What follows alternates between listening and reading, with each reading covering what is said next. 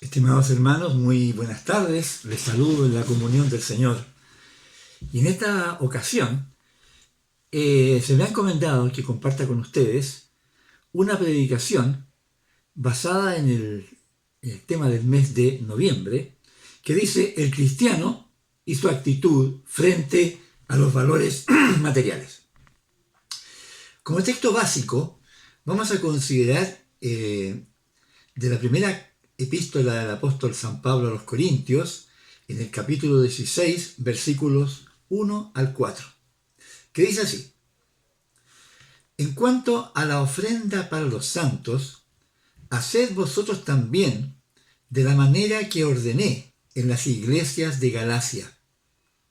Cada primer día de la semana, cada uno de vosotros ponga aparte algo, según haya prosperado, guardándolo, para que cuando yo llegue no se recojan entonces ofrendas.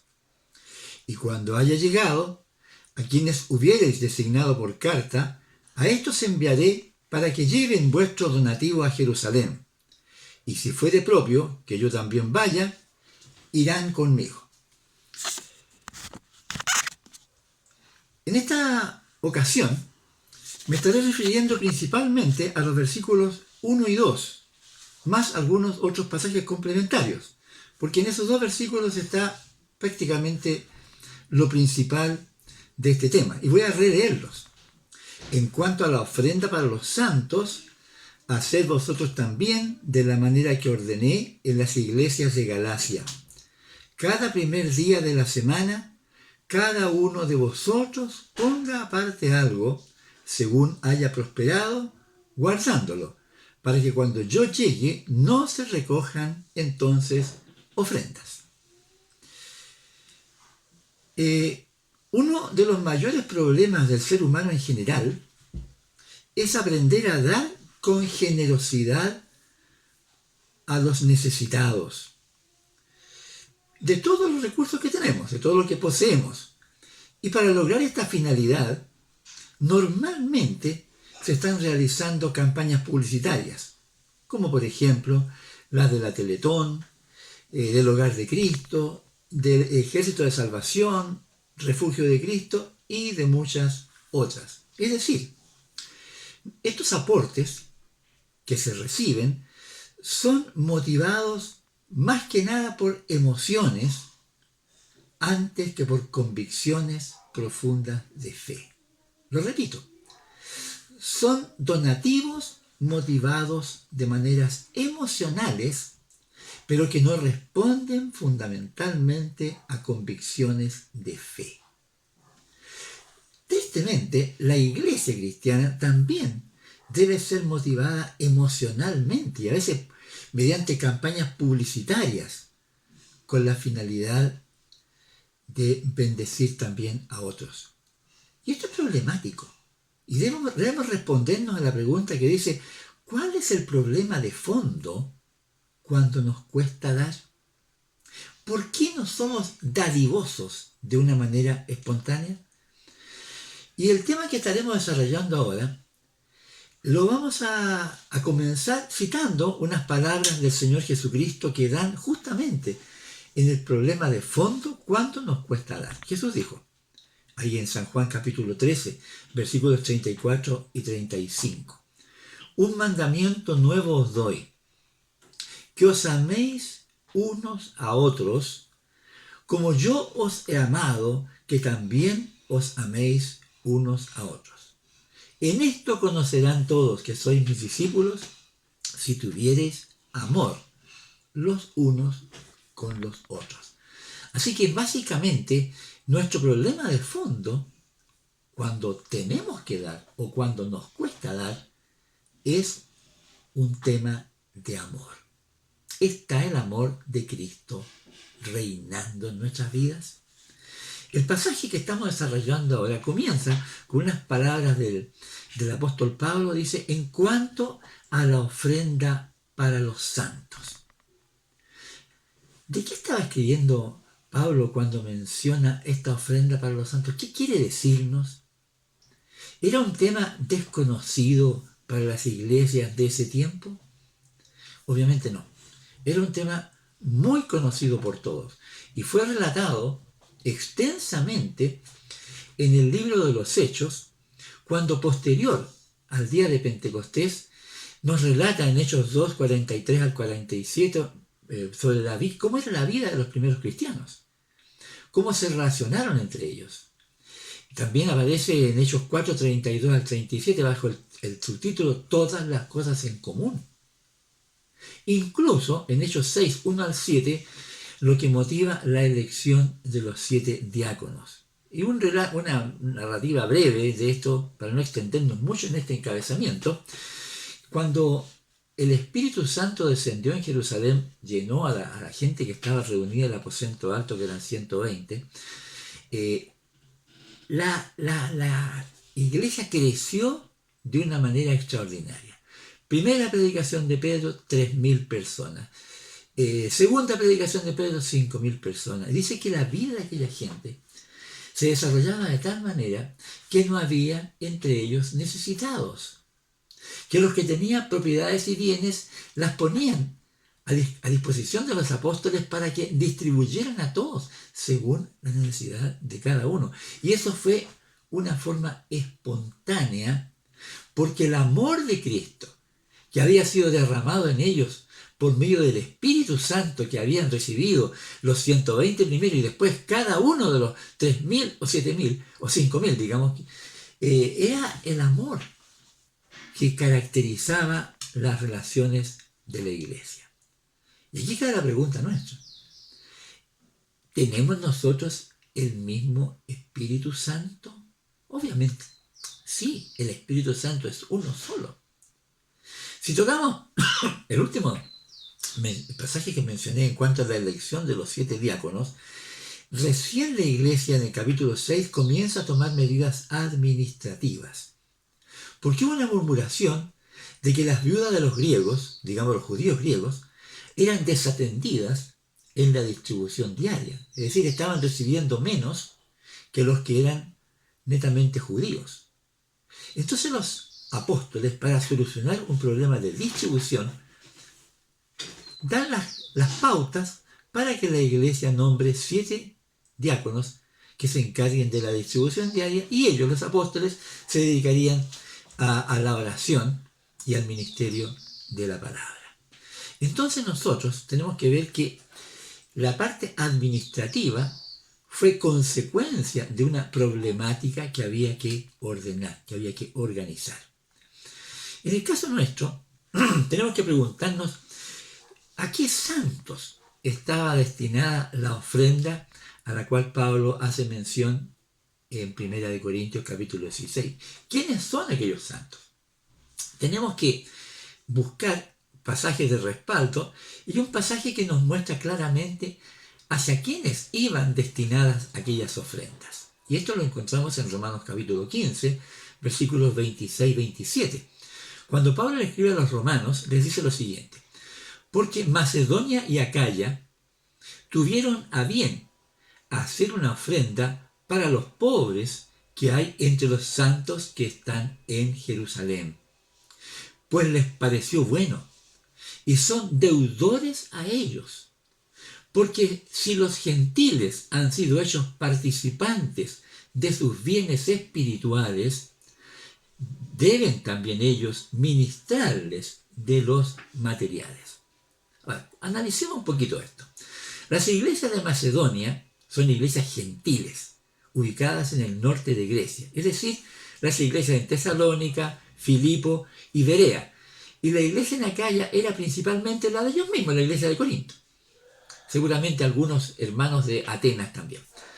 Es decir, los destinatarios de la ofrenda que hacían las iglesias gentiles eran los pobres que había en la iglesia de Jerusalén. ¿Cuál era la reflexión que había hecho que las iglesias gentiles estuviesen aportando a los pobres de Jerusalén? Según lo que dice el apóstol Pablo, su ofrenda era para pagar una deuda de amor. Como dice por ahí una canción antigua, amor con amor se paga. El amor que constriñe, el amor que obliga, el amor de Cristo que estaba en la iglesia, motivaba a esa iglesia gentil a bendecir a los pobres de Jerusalén, porque ellos dicen que si espiritualmente los gentiles habían sido bendecidos por los hermanos de Jerusalén, también ellos, los griegos, debían ministrarle sus bienes materiales. Y aquí cabe una pregunta que tenemos que hacernos todos los cristianos detenidamente.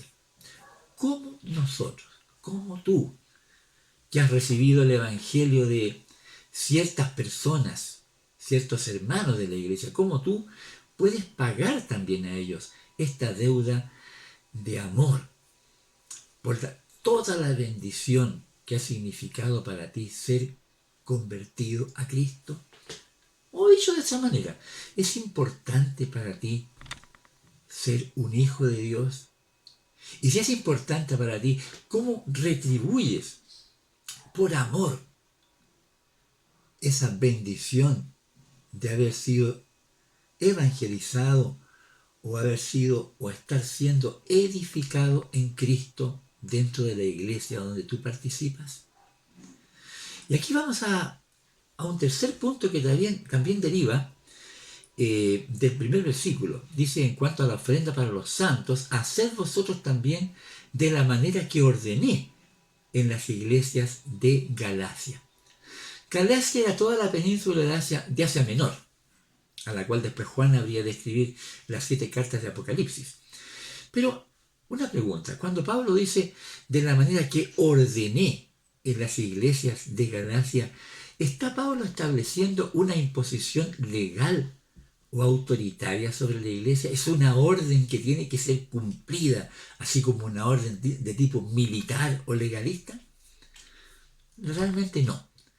Pablo no está dando una imposición autoritaria, sino que está poniendo orden, dando normas, pautas, procedimientos, instrucciones de carácter administrativo acerca de cómo ofrendar con anticipación para no tener que proceder apresurada o improvisadamente cuando él llegue a la iglesia de Corinto. Es decir, son pautas de orden. Comparémosla con lo que tuvieron que hacer los apóstoles ahí en el relato del libro de los Hechos, cuando tuvieron que nombrar a 7 diáconos para que de una manera administrativa pudiesen hacer la repartición de la distribución diaria entre los pobres, entre las cuales estaban también las viudas. Es decir, no es un tema de autoritario, sino es un tema de orden administrativo. Luego Pablo dice, cada primer día de la semana, cada uno de vosotros ponga aparte algo. Dos cosas quiero destacar acá. ¿Cuándo y cómo debía ser reunida esta ofrenda? Para responder al cuándo, tenemos que reconocer que la iglesia se reunía desde el principio el primer día de la semana, es decir, el día domingo.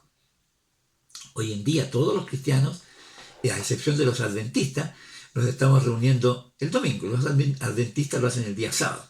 Ellos son adventistas del 7º día y también en conformidad a la ley del Antiguo Testamento se siguen reuniendo los días sábados, pero no todos los demás cristianos.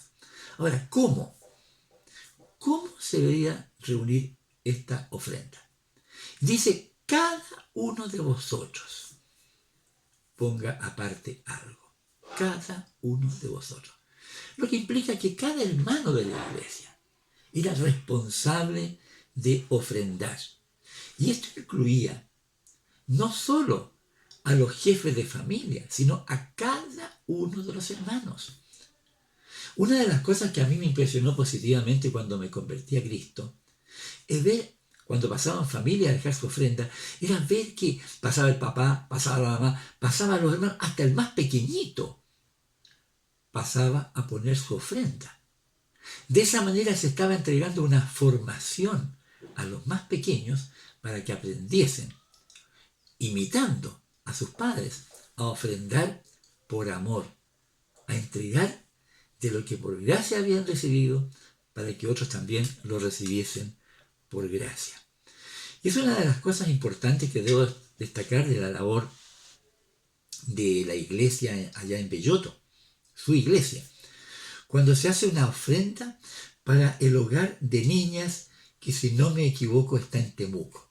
Y qué importante es que la iglesia siempre pueda ser motivada, no solamente a un hogar de niñas en Temuco, sino siempre estar recogiendo una ofrenda de amor para entregarla, derivarla, ministrarla a aquellas personas que están en problemas y en necesidades, especialmente, diríamos, en este tiempo de pandemia, cuando muchas personas han quedado sin trabajo. El otro aspecto que nos entrega este pasaje que estamos desarrollando, dice el apóstol Pablo, según haya prosperado. Es decir, ¿cuánto dinero debía aportar cada hermano de la iglesia? Fíjense ustedes que no se estaba fijando una cuota, sino se estaba promoviendo una ofrenda de acuerdo a la prosperidad material que cada hermano había recibido de parte del Señor. Ni siquiera se estaba aplicando un porcentaje. Cuando nosotros hablamos de porcentaje, tenemos que pensar que en el Antiguo Testamento, cuando la ley estableció la fórmula del diezmo para mantener el trabajo de los levitas y de los sacerdotes, los cuales no habían recibido tierra por heredad, se estaba hablando de un 10%. Es decir, cada persona, cada una de las demás tribus que tenían tierra, aportaban el 10% de todo lo que recibían por su trabajo, ya sea por su cosecha o por sus animalitos. El 10% era entregado para el mantenimiento de toda la tribu de Leví, digamos, levitas y sacerdotes. Pero era también proporcional. Acá ni siquiera está hablando de un porcentaje. No era un diezmo, era según haya prosperado. Porque en el Nuevo Testamento los cristianos no estamos bajo la ley del diezmo. Eso corresponde al Antiguo Testamento. En el Nuevo Testamento se habla de la gracia más que de un porcentaje. La gracia que va mucho más allá que el porcentaje. Y para eso, para poder entender qué estamos diciendo con esto, que la gracia va más allá, si uno observa en el Sermón del Monte, en 2 ocasiones por lo menos, el Señor hace referencia a la ley. Cuando dice, ustedes escucharon que la ley dice, no matarás, y todo el que mate será culpable de juicio, pero luego dice, pero yo les digo que el que se enoja contra su hermano ya es culpable de juicio. Es decir, la gracia profundiza mucho más la ley. Y también lo dice haciendo referencia al mandamiento, no cometerás adulterio. ¿Ya? Pero yo les digo que el que miró a una mujer para codiciarla, ya adulteró con ella en su corazón. Es decir, el ámbito de la gracia aplica la ley en mayor profundidad. Por lo tanto, la gracia debería ir mucho más allá que la ley. La gracia puede ser mucho más que el diezmo, mucho más que el 10%, pero de acuerdo a la gracia que esté actuando en el corazón de la persona, de cada uno en particular. No es una ley. La gracia siempre debería sobreabundar en nuestras vidas. Entonces nosotros tenemos que preguntarnos, yo y tú, ¿estamos dando a otros de acuerdo a la prosperidad que Dios nos ha estado dando? ¿Estamos rigiéndonos por cumplir estrictamente una regla que proviene del Antiguo Testamento, o estamos dejándonos, como dice Pablo, que el amor de Cristo nos constriña, que sea el amor que nos obligue a dar por gracia de lo que por gracia estamos recibiendo del Señor? Es muy importante este punto. Y es muy importante porque esto marca profundamente nuestra manera de vivir. O estamos caracterizados por el amor de Cristo, o estamos caracterizados por una religiosidad que podría ser legalista, tradicionalista y vacía. Si el amor de Cristo no es el motor que nos mueve, nada, ninguna otra cosa nos puede hacer semejantes a Cristo. Pero cabe otra pregunta. ¿La enseñanza de Pablo estaba solo dirigida a los pobres que había en Jerusalén? Obviamente no. ¿Por qué digo tan categóricamente no? Porque nuestro pasaje está siendo desarrollado en el capítulo 16 de Primera de Corintios. Y yo siempre digo, y voy a reiterarlo también ahora, el contexto nos permite interpretar el texto. Y Pablo no lo dice en el capítulo 16 porque ya lo había dicho extensamente en el capítulo 9 de Primera de Corintios. En el capítulo 1 de Corintios 9, versículos 1 al 14, que aparece en nuestras Biblias bajo el título El derecho de los ministros del Evangelio, o Pablo defiende su apostolado. Obviamente Pablo, en su enseñanza en el capítulo 9, está hablando extensamente del derecho que tenía él, los demás apóstoles y todos los que predican el Evangelio para vivir del Evangelio. Y para eso voy a tomar los dos últimos versículos de 1 Corintios 9, digamos versículos 13 y 14, que hablan del tema, directamente del tema. Y Pablo hace dos referencias, y los leo textualmente.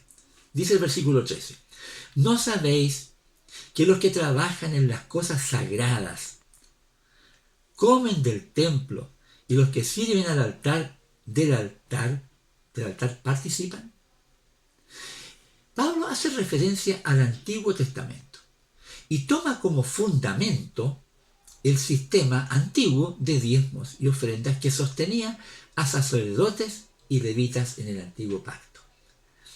Todos sabían que esto funcionaba así, pero luego añadió en el versículo 14, así también ordenó el Señor a los que anuncian el Evangelio que vivan del Evangelio.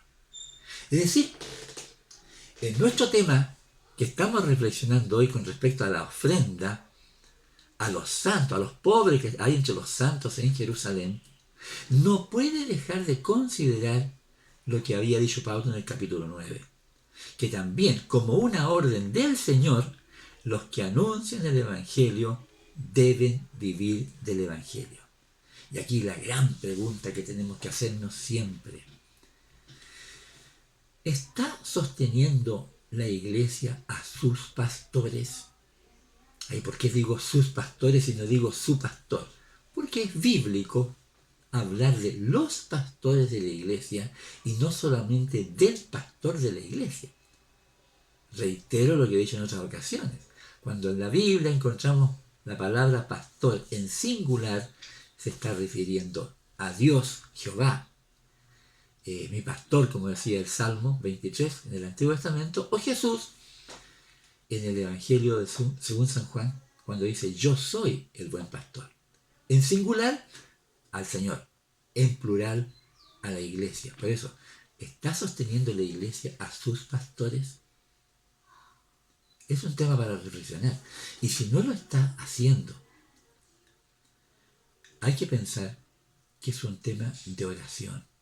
Un tema que cada hermano, cada hermana tiene que poner delante del Señor y decir: Señor, ¿qué quieres tú que yo haga con respecto al sostenimiento del pastor que está ministrando a la iglesia en este momento? Piénsalo, medítalo delante del Señor, pregúntaselo al Señor en oración, y que la gracia del Señor llene tu vida para la gloria del Señor. Concluyendo, el cristiano y su actitud frente a los valores materiales. ¿De qué depende entonces que nuestra actitud sea una actitud cristiana frente a los bienes materiales? Obviamente, nuestra actitud no debe depender de una administración legalista, impositiva, obligatoria, ni de una manipulación psicológica o emocional como una manera así propagandística, publicitaria de motivar a la iglesia. No, no, no, no, no. Eso no corresponde. No corresponde al pueblo santo de Dios del Nuevo Testamento, sino que básicamente debe responder al amor de Cristo que nos constriñe, que el amor de Cristo nos obligue para que podamos poner en práctica lo que dije al principio y lo que Jesús dice que debe ser siempre reiterado. Un mandamiento nuevo os doy, que os améis unos a otros como yo os he amado, que también os améis unos a otros. La medida del amor es más que el amor al prójimo. Amar al prójimo como a uno mismo. Es más que eso. Es, como Jesús dijo, como yo os he amado, que también os améis unos a otros. En esto conocerán todos que sois mis discípulos, si tuviereis amor los unos con los otros. Y para concluir, quiero dejarles como tarea, para su reflexión personal, un pasaje que Pablo escribe en su segunda carta a los Corintios, en el capítulo 8, versículos 1 al 6 solamente voy a leer, porque él hace mención de la gracia de Dios actuando también en iglesias gentiles. Y dice así la palabra: asimismo, hermanos, dice Pablo, os hacemos saber la gracia de Dios que se ha dado a las iglesias de Macedonia, norte de Grecia, que en grande prueba de tribulación, la estaban pasando mal los hermanos allí, la abundancia de su gozo y su profunda pobreza abundaron en riquezas de su generosidad. Iglesias atribuladas siendo generosas. Pues doy testimonio de que con agrado han dado conforme a sus fuerzas y aún más allá de sus fuerzas, pidiéndonos con muchos ruegos que les concediésemos el privilegio de participar en este servicio para los santos. Y no como esperábamos, sino que a sí mismos se dieron primeramente al Señor y luego a nosotros por la voluntad de Dios. De manera que exhortamos a Tito, para que tal como comenzó antes, asimismo acabe también entre vosotros esta obra de gracia. El ofrendar es una obra de gracia. El tener a Cristo reinando en nuestros corazones permite que la gracia de Dios fluya para bendecir a muchos otros.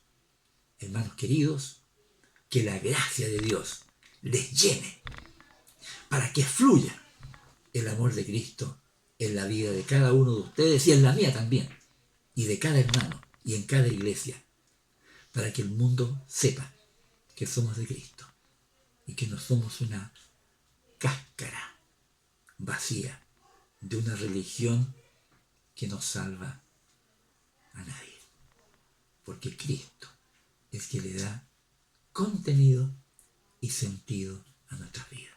Dios nos bendiga. Oremos al Señor. Padre, te damos gracias por la palabra que tú nos has permitido reflexionar y compartir en esta ocasión. Y rogamos que tu Espíritu Santo nos llene de tal manera como aquellos hermanos de la primera iglesia allá en Jerusalén, cuando hasta vendían propiedades y bienes para tener que compartir con aquellos que padecían necesidad. Padre, te rogamos que ese amor de Cristo que hemos recibido por medio de tu Espíritu Santo nos constriña, nos obligue a dar como los hermanos de Macedonia, según nuestras fuerzas y aún más allá de nuestras fuerzas, para que tu amor sea compartido, comunicado, llenando nuestras vidas y llenando la vida de todos aquellos que tú pongas a nuestro alcance. Bendice tu obra, Señor, multiplica tu obra y permite tú que muchas personas también sean ganadas para Cristo. Lo rogamos, Padre, en el bendito nombre de nuestro Señor. Amén. Amén, hermanos, que el Señor nos bendiga, que les bendiga mucho y que sigan sirviendo al Señor para su gloria. Hasta una próxima oportunidad, si el Señor así lo permite.